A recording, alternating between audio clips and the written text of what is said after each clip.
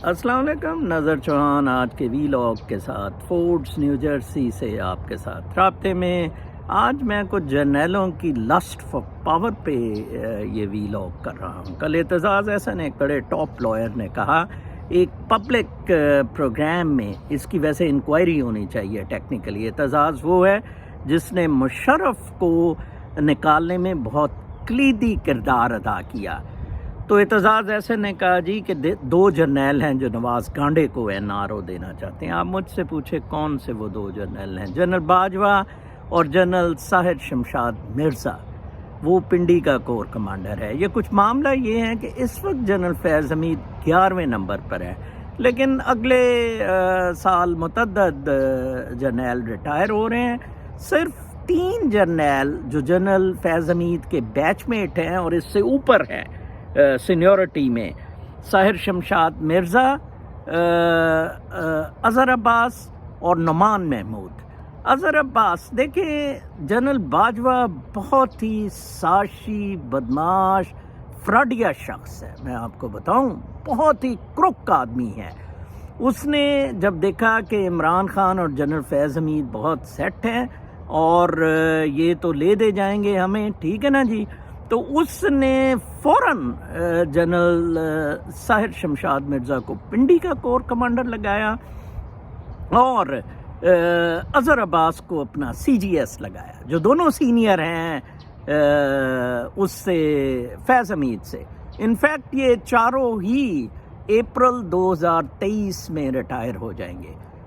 نعمان محمود، اظہر عباس، ساحر شمشاد مرزا اور فیض حمید، یہ چاروں بیچ میٹ ہے اس وقت، ٹاپ سینیورٹی پہ یہ چاروں ہیں۔ تو ان چاروں میں سے کسی نے پاکستان کا ملٹری چیف نیکسٹ ایئر بننا ہے۔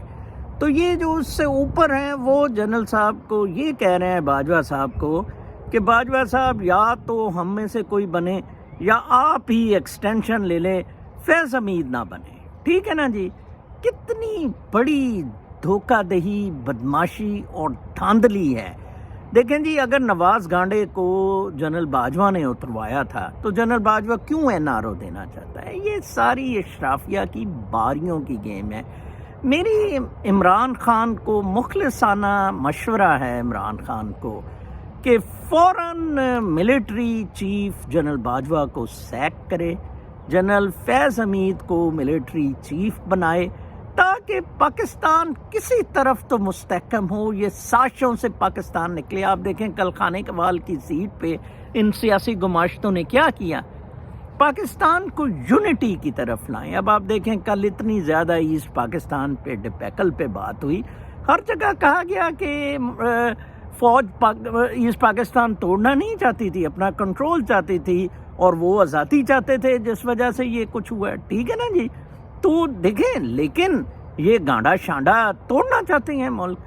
تو ابھی بھی اس انتشار کو، اس بدماشی کو ختم کرنے کے لیے دیکھیں شہباز شریف کا، یہ دیکھیں ایف آئی اے نے کتنا 26 ارب کے فراڈ کے چلان بھی مرتب کر لیے ہیں اور انہوں نے اسے پرائم منسٹر نامینیٹ کر دیا ہے۔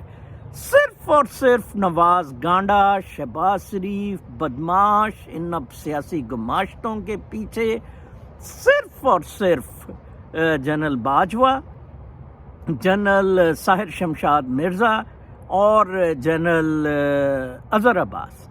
اور کیونکہ مشرف کی دفعہ یہ ہوا تھا کہ جب مشرف کو بدل کے وہ بٹ صاحب کو پپ صدر سے منگوا کے لگائے جا رہے تھے، تو مینلی کور کمانڈر پنڈی اور سی جی ایس نے موو کر کے یہ معاملہ سارا بچایا تھا، جنرل محمود اور سی جی ایس، وہ میں نام بھول رہا ہوں، بہرحال ان دونوں نے اس کو بچایا تھا۔ اسی طرح اب بھی باجوے کی یہ ہے کہ اگر عمران خان کسی وقت یہ کارڈ پلے کرتا ہے جنرل فیض حمید کو لگانے کا، ان کو سیک کر کے، تو میں پھر اپنا جون سا ہے اس کو امپلیمنٹ نہ ہونے دوں through corps commander Pindi and C G S. دیکھیں کتنی گندی سیاست ہو رہی ہے، کتنی بدماشی ہو رہی ہے۔